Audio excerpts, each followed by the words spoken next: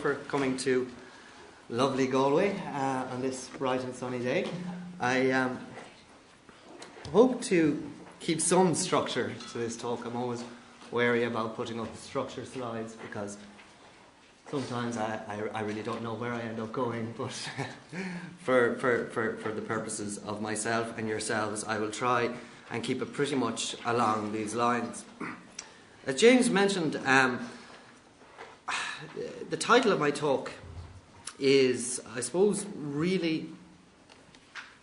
Actually, go back and see it there. Right. Competitive Practices and Foreign Direct Investment in Ireland. As James mentioned, I've more recently, in terms of my work, started to look at foreign direct investment in an Irish context.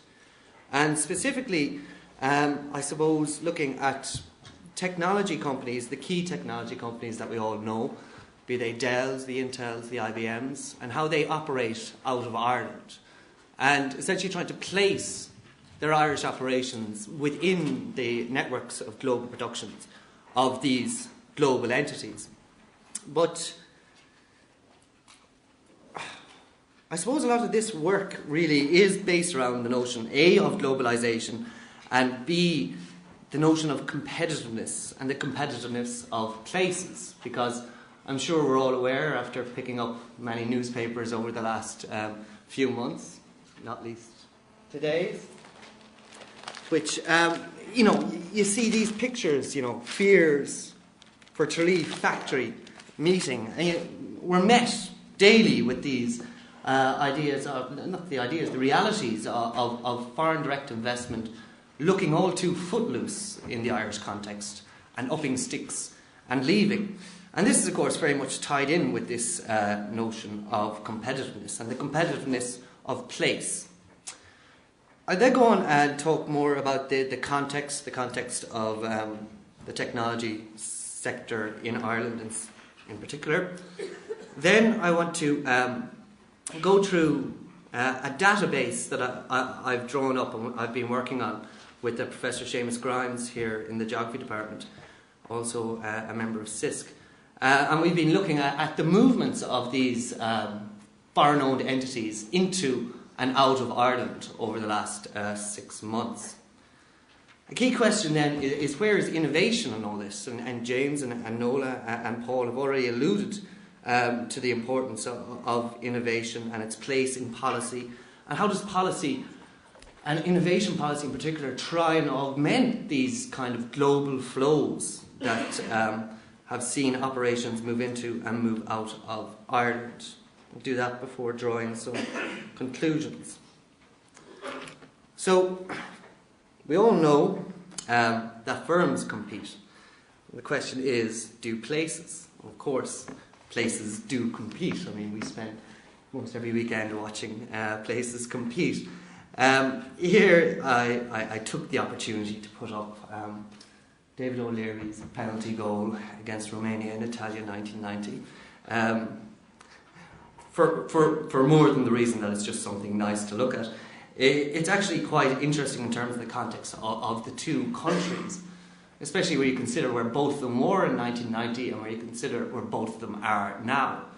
And by looking at the development trajectories of each of these places, we begin to see we begin to gauge the importance of competitive and comparative advantage.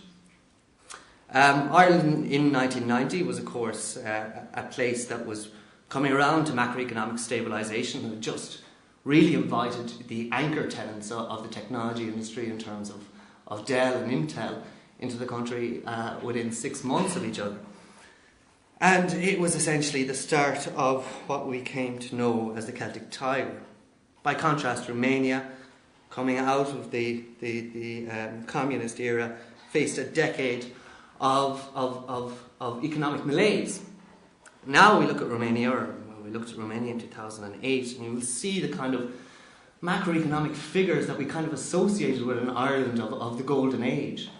And we'll see that, Romania has become an entity and has become a very competitive entity. And as you see, as a quote here from a representative of a large multinational working out of Dublin, it is really a place where they compete. it's a place that competes with us now. And this is very interesting, of course, in the whole notion of FDI investment in Ireland as a competitive place. That more and more you see managers representing affiliates of foreign-owned operations talking about competition, not in terms of the marketplace, but competition in terms of other places, in terms of where their company could quite easily up sticks and move to. And they'll say, look at Romania, it's a place we're truly competing against. It grew to 1,500 employees in 5 years. Why? Costs. And the fact that their employees graduated speaking 5 different languages. So, and this is obviously something that not alone are Irish policymakers looking at, but I mean, it's become something of a global phenomenon, I suppose, kicked off in the United States in the 1990s with the Competitiveness Policy Council in the US. But there are, a plethora of organisations looking at this notion of competitiveness, constantly trying to pin down what it is to be competitive and how we can be competitive. And there are a vast range of indicators, some of which we've already seen today, in terms of, is it the number of graduates that you have, is it the R&D intensity, is it simply just labour costs? And you can pick any number of these metrics, and indeed the National Competitiveness Council in Ireland has, and shows Ireland's kind of relative waning in terms of international competitiveness. And this is just a kind of combination of different indices of competitiveness that shows essentially from 2000 to 2007, with probably a more marked decrease over the last 2 years, Ireland losing competitiveness. In a lot of ways, looking at the kind of FDI picture, looking at globalization generally, we in CISC have been asking ourselves the question, is it a case that Ireland has just been caught up with? That you have the Romanias, that you have the Central and Eastern European countries, not to mention India and China coming to prominence now as actors in the global market, as real entities and real possibilities in terms of the setting up of affiliate operations over there. And the reality is, of course, that be it whatever terminology you want to use, liberalisation, globalisation, that policies across the world have essentially followed, I suppose, a course that was in some way, a furrow that was ploughed by Ireland through the 70s and through the 80s, where we set up a very favourable environment for foreign direct investors to come along and set up. That's not least the corporation tax, but it's a combination of that and education policies and social partnerships. There's also this question, if we are to look at competitiveness purely in kind of cost terms, what kind of reality or what kind of endpoint are we ever going to reach? Is this constantly just a race to the bottom? Is the Romania the new Ireland? Will Bangladesh be the new Romania in 10 years' time? And there's this question that we're constantly undercutting and being undercut, and where that leaves places as competitive entities. It's also almost a treadmill effect. James alluded to the notion of organisational innovation, managerial innovation and entrepreneurialism has been very prevalent in Ireland, whereby you have managers of affiliates, primarily US-owned affiliates, seeking to add value to their own operations, seeking to constantly move up the value chain. And I'll show some evidence of that. But is this just a treadmill effect? Are we still constantly just running in the same spot to try and keep ahead of ourselves? And these are all very interesting questions. And then, even again in the terms of the distinctiveness of place, you'll all be aware that Dell pulled out their manufacturing operation from Limerick with the loss of 1,900 jobs and moved to Łódź in Poland. But, ironically enough, this is anecdotal evidence, but I think that something like 800 Polish workers worked for Dell in Limerick and were offered their jobs effect back in their homeland in Łódź in Poland, of which very few actually took up the kind offer by Dell. So hopefully this is my machinations of trying to get across this notion that competitiveness is really a very complex notion. As many indices as you can pull out will never really fully capture what it is that we're trying to gauge. There are constant examples, and I'll go through a few of them now, and contradictory examples of places being competitive and places losing competitiveness. It's something that's been all around from Ricardo all the way up to Porter, and the shift from comparative advantage to competitive advantage. I know Magella will talk after me on the whole rise of clusters and how clusters contribute to the importance of place.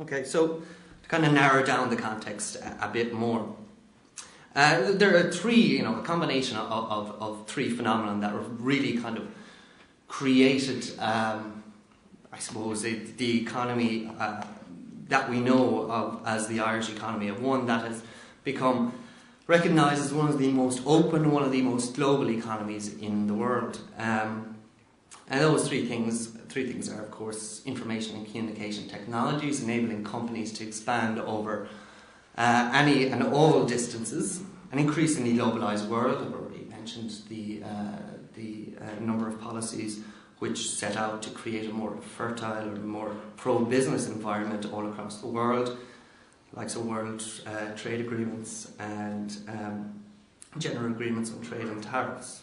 There's also the changing organisational nature of the firm, which is of course key to the Irish experience.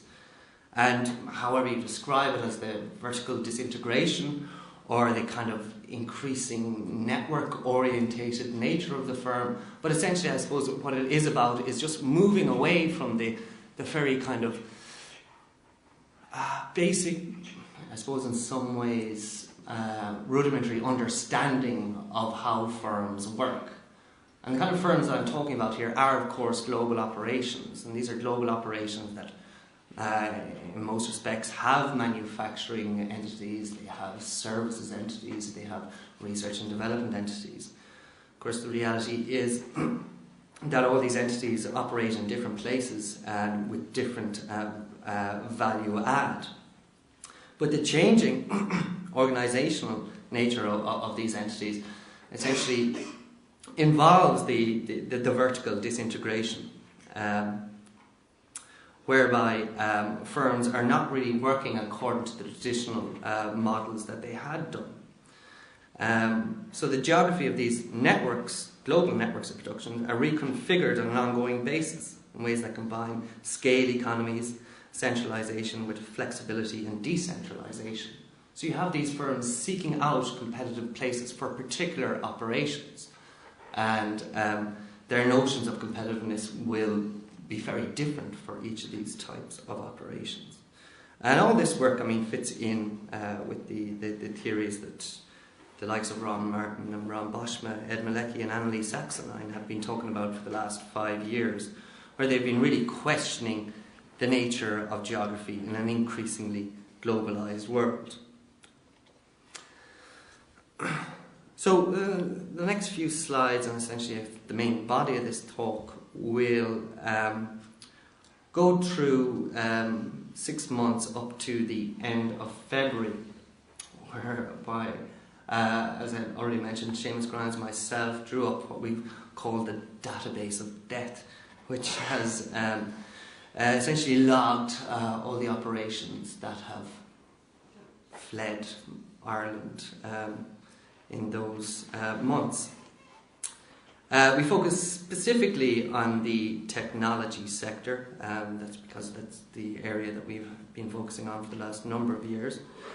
We've recognised that, of course, a lot of what we're seeing in Ireland is of course, part of a global phenomenon, but it's also reflective of this process of global restructuring that I've already mentioned. So, here we go. In the technology sector in particular,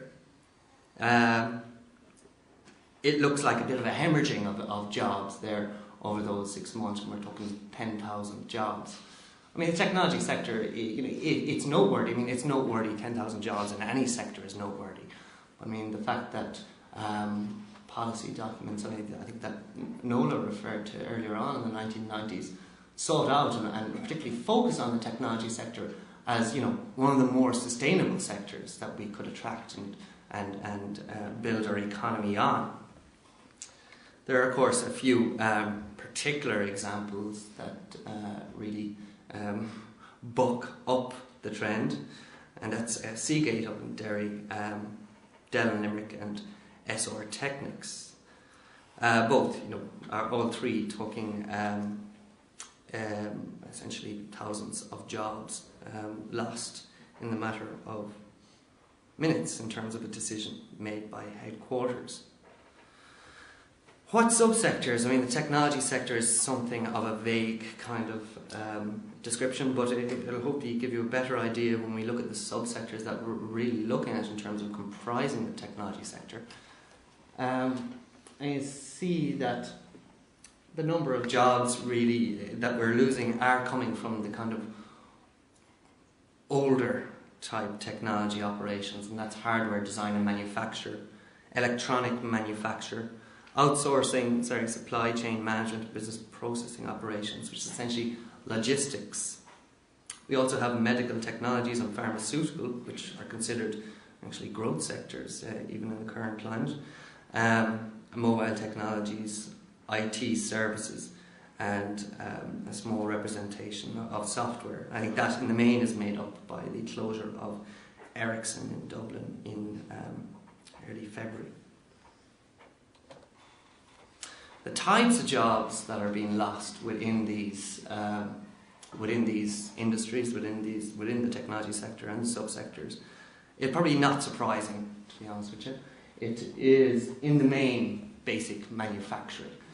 So we're all again familiar with these types of pictures that show the kind of red brick building with disconsolate people walking out, leaving behind their what is essentially manufacturing low value added jobs. We've also some, more worryingly, in terms of research and development, but again that's accounted for by a couple of particular operations that have shut up shop. The geography of the job loss within Ireland is again pretty shocking for those from the Midwest region. I mean, if you look at Limerick City and its environs, that's accounting for essentially nearly a third of all jobs lost in the technology sector. And we have Dublin City and its environs relatively kind of underrepresented, I suppose, in terms of these jobs that we're losing. Where are these jobs going? And I mean, again, this is subject to more clarification than we've had the time to carry out this study. But for what we can account of, there are a certain number of jobs that are just gone. Such is the nature of the global economy, and that jobs and demand has decreased, and therefore the jobs aren't there. We see quite a significant few going to Asia, and then a relatively larger significant few going to Central and Eastern European countries. I have in brackets there, top right hand, in brackets there is just 3,260, which are essentially the jobs so far that have left Dell and supporting industries in Limerick and gone to Łódź in Poland. And, again, make reference to the media. The media bad news is good news in some respects, and you will see these headlines out there, and these are about job losses, they're about factory closures, they're about lost competitiveness. And in some ways, a lot of the time, it's almost cast as a particularly Irish problem. Of course, the reality is that it isn't. The other reality is the fact that Dell, for instance, has not closed, even though some headlines would lend you to believe that.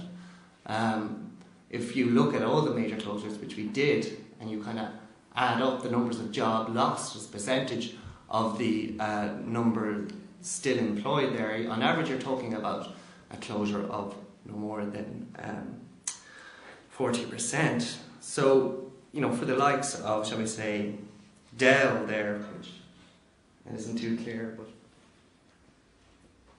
this one here, there. And you see, while 1,900 jobs is a significant absolute number, relative, it's around 38% of the Irish Dell workforce, because of course they still have a services operation in Limerick and also another operation in Cherrywood in Bray.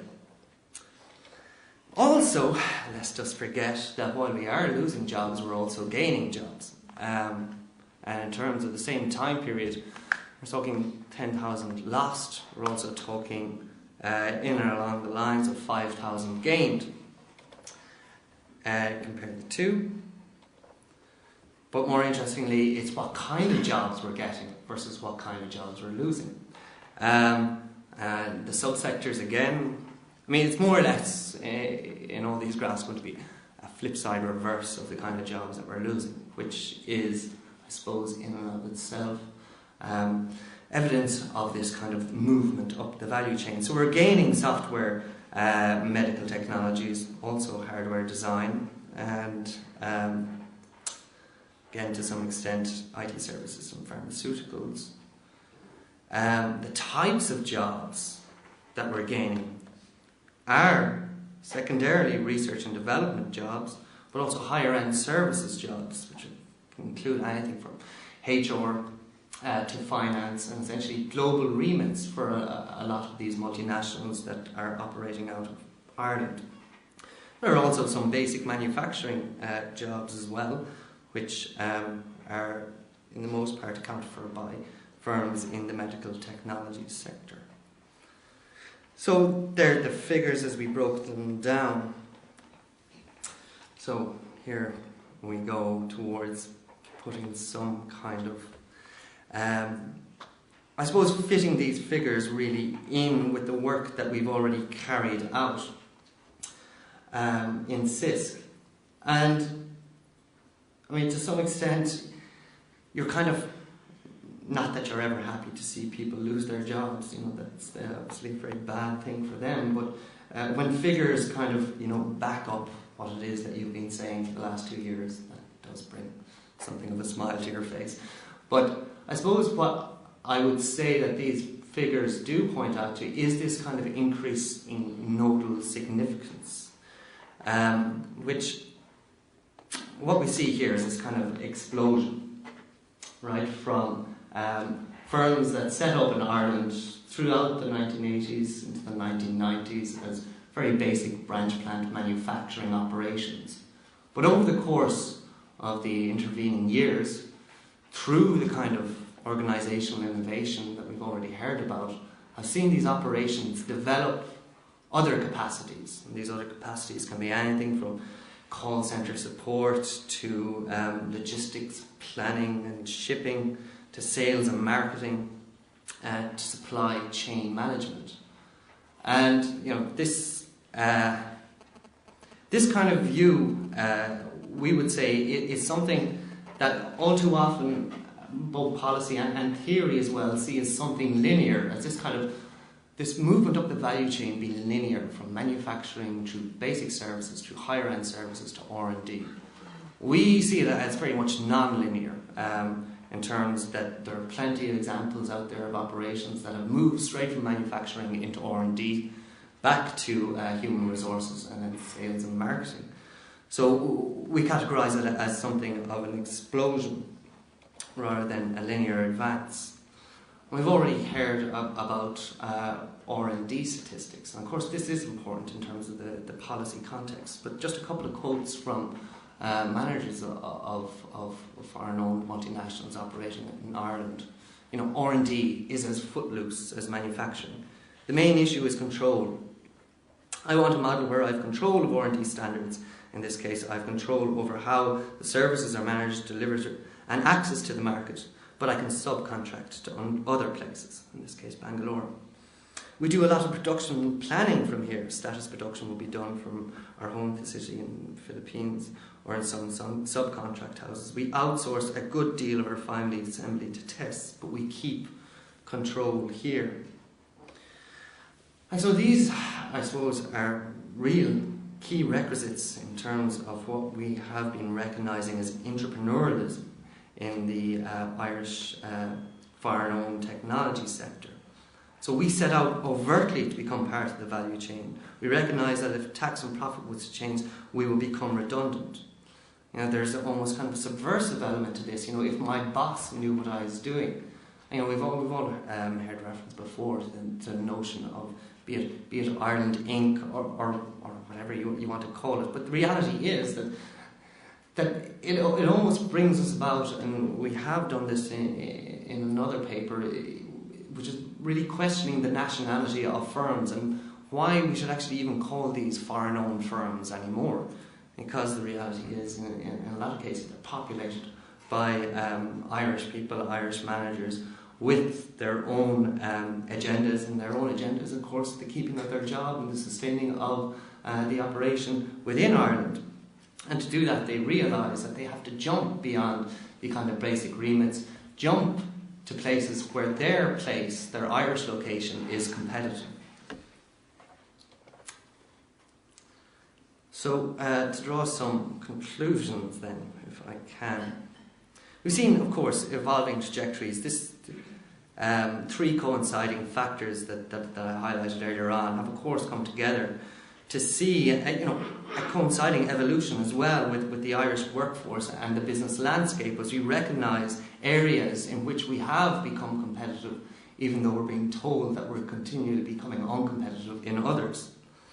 And this notion of increasing competition versus simple geography. There's no simple geography to how places become competitive and how places remain competitive. This notion is, of course, extremely complex.